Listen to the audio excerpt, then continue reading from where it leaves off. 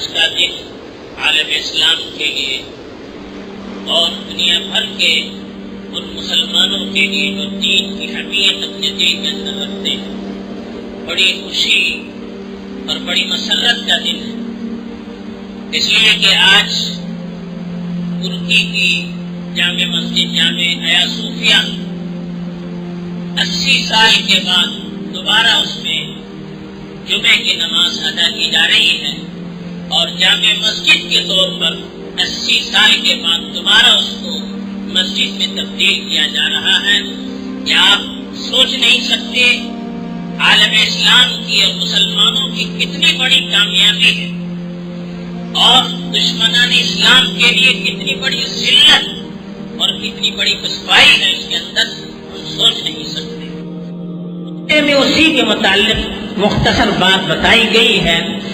آیا صوفیہ کی کیا حیثیت ہے، اس کو بتانے سے پہلے میں مناسب سمجھتا ہوں کہ جس علاقے میں وہ مسجد آباد ہے اس کی کیا حیثیت ہے۔ استنبول جو پرانے زمانے میں قسطنطنیہ کہلاتا تھا، اس کی سیاسی اعتبار سے بھی اللہ کے رسول کے زمانے میں بڑی حیثیت تھی، دعوتی اعتبار سے بھی اور جغرافی اعتبار سے بھی بڑی حیثیت تھی۔ جغرافی اعتبار سے یہ حیثیت تھی کہ بعض مورخین نے لکھا ہے کہ اگر پوری دنیا پر ایک حکومت ہو تو اس کا کیپٹل اور اس کی راجدھانی بنانے کے لیے استنبول سے بڑھ کر کوئی دوسرا مقام نہیں ہو سکتا، اتنا مناسب مقام ہے وہ، اس لیے کہ یہ علاقہ آدھا یورپ میں ہے اور آدھا ایشیا میں ہے، دونوں براعظموں پر کنٹرول کرنے کے لیے سب سے مناسب علاقہ یہی ہے۔ تو جغرافی اعتبار سے اس کی یہ حیثیت ہے، اور سیاسی اعتبار سے اللہ کے رسول صلی اللہ علیہ وسلم کے زمانے میں ایک بہت بڑی طاقت کے طور پر یہ علاقہ دیکھا جاتا تھا۔ عیسائی دنیا اس وقت دو کیمپوں میں تقسیم تھی، ایک روم کی عیسائیت اور ایک یونان کی عیسائیت۔ یونان کی جو عیسائیت تھی اس کا کیپٹل استنبول تھا، قسطنطنیہ، اور ان کا جو روحانی مرکز تھا وہ آیا صوفیہ تھا۔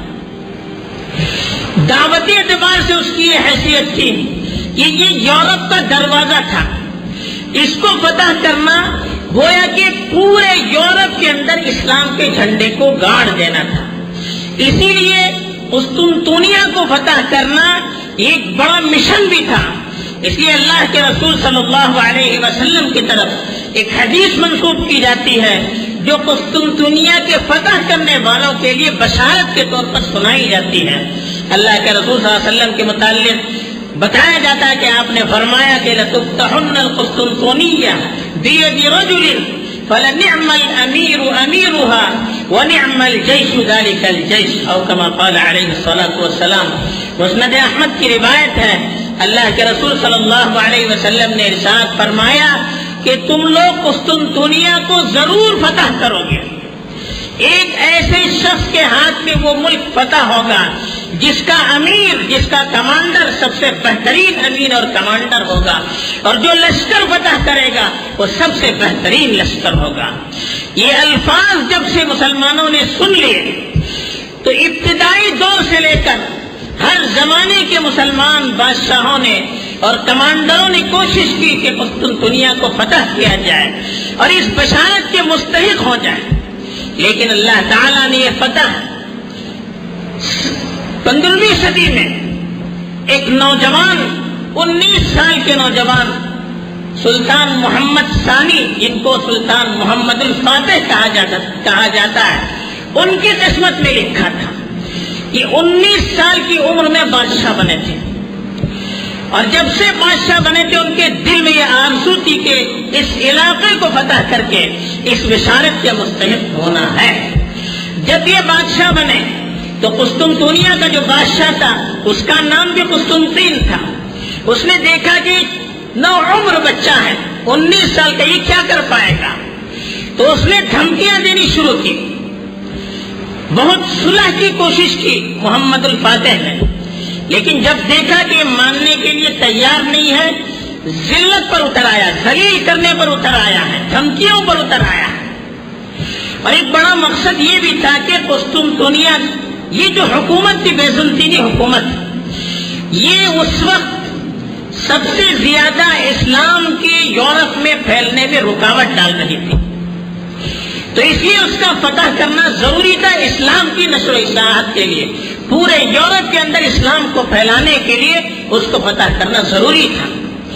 تو اس وقت آخر میں سلطان محمد الفاتح نے قسطنطنیہ کی طرف خودکشی کی، 1.5 مہینے تک اس کا حصار کیا، اور قسطنطین کو بھی معلوم تھا کہ یہ جو طاقت ہے اس کا بڑا مقابلہ بڑا مشکل ہے، اور عیسائی دنیا کے دل پر حملہ ہو رہا ہے، آیا صوفیہ جہاں پر ہے اس علاقے پر حملہ ہو رہا ہے۔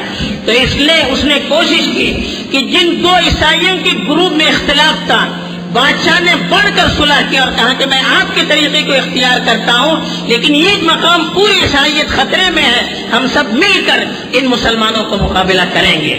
تو ساری عیسائیت متفق ہو گئی، پوری دنیا کے عیسائی کمانڈرز وہاں پر جمع ہو گئے، پوری دنیا کی عالمی طاقت مسلمانوں کے مقابلے میں آ گئی، اور اتنا مقابلہ ایسا 1.5 مہینے تک چلتا رہا۔ آخرکار جمادی الاولیٰ سن 857 ہجری عیسوی اعتبار سے 1453 عیسوی میں 29 مئی، جو آج کل محمد الفاتح ڈے منایا جاتا ہے، 29 مئی کو یہ علاقہ فتح ہو گیا اور وہاں پر اسلام کا جھنڈا گاڑ دیا گیا۔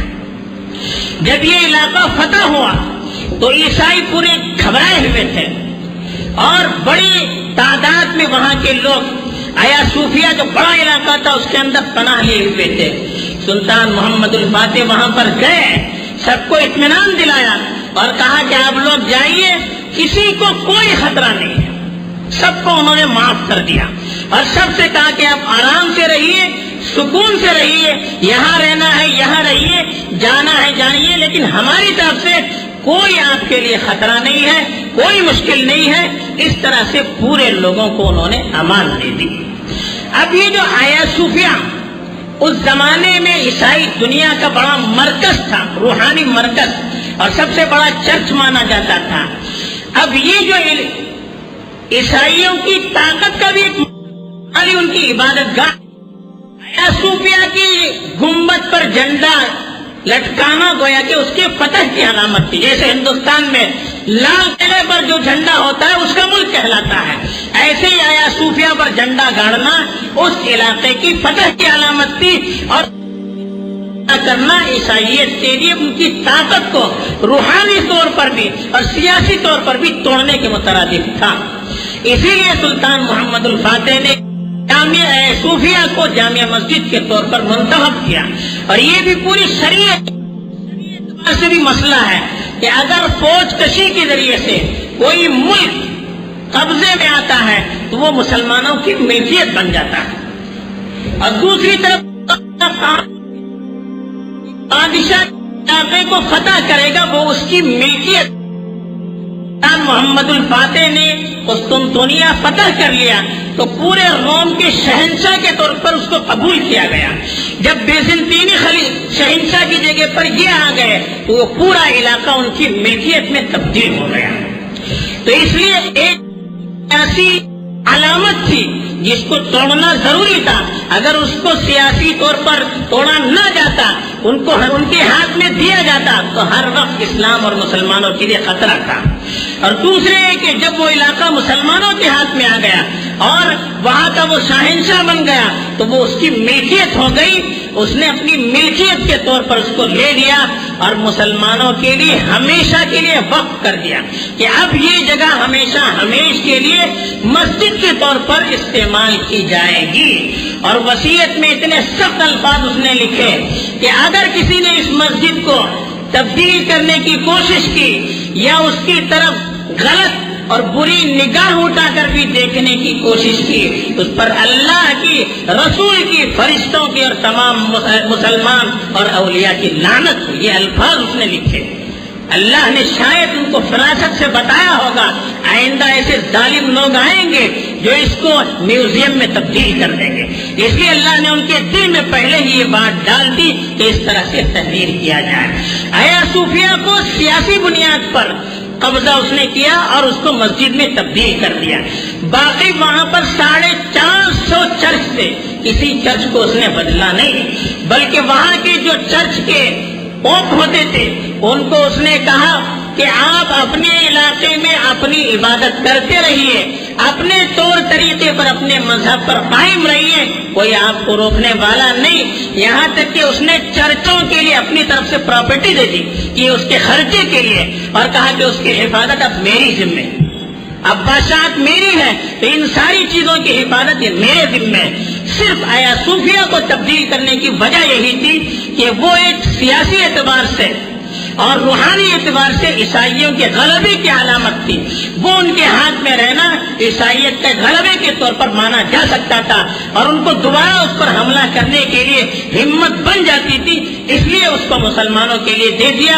اور چونکہ وہاں پر مسلمانوں کی کثرت ہو گئی تھی، اکثر عیسائی وہاں سے چلے گئے تھے، پہلے ہی سے چلے گئے تھے، اس لیے سلطان محمد الفاتح کو دوسرے علاقوں سے 5000 مسلمان خاندانوں کو وہاں لا کر بسانا پڑا دوبارہ اس کو آباد کرنے کے لیے۔ اب وہ سارا علاقہ مسلمانوں کا ہو گیا، پراپرٹی مسلمانوں کی، تو پھر کون سی چیز روک سکتی ہے؟ یہ تو اس زمانے میں قاعدہ تھا، اس پہ قبضہ، وہاں کی سینکڑوں جامع مسجدوں کو سنیما تھیٹروں اور چرچوں میں تبدیل کر دیا، کوئی پوچھنے والا نہیں۔ ہمارے ملک میں پنجاب میں کتنی مسجدوں کو گائے بکری کے استبل میں تبدیل کر دیا گیا، تھیٹروں میں تبدیل کیا گیا، مندروں میں تبدیل کیا گیا، وہاں کوئی آبادی نہیں تھی۔ تو اسی طرح سے یہاں پر بھی اب ان کی آبادی باقی نہیں رہی، تو پھر اس کی ضرورت بھی نہیں رہی۔ بہرحال اس کو تبدیل کرنے کی وجہ یہی تھی۔ اس کے بعد سے پھر تقریباً 600-650 سال تک یہ مسجد کے طور پر استعمال کیا جاتا رہا، جامع مسجد کے طور پر۔ جب خلافت کو کمال اتا ترک نے برباد کر دیا اور 1931 میں اس نے سیکولر ترکی اسٹیٹ کا اعلان کیا، تو پھر آیا صوفیہ میں پابندی، 1934 میں اس نے قانون پاس کیا، آیا صوفیہ 1935 سے باقاعدہ میوزیم میں شمار کیا۔ لیکن ترکی کے جو عوام تھے، بلکہ عالم اسلام کے جو عوام تھے، کسی نے دل سے اس کو قبول نہیں کیا تھا۔ آخر تک اس کے لیے کوشش کرتے رہے، یہاں تک کہ 80 سال کے بعد ان کی محنت رنگ لائی، اور وہاں کے سپریم کورٹ نے فیصلہ کیا کہ یہ علاقہ چونکہ وقف ہے، بادشاہ نے مسجد کے لیے وقف کیا ہے، تو جس نے بھی اس کو میوزیم میں تبدیل کیا ہے اس نے غلط کیا۔ تو اس لیے یہ فیصلہ سنایا۔ آج اس فیصلے پر مغربی دنیا میں ہلچل مچی ہوئی، کیوں؟ اس لیے کہ ان کے دل پر حملہ ہوا ہے، ان کی عزت پاش پاش ہو گئی ہے۔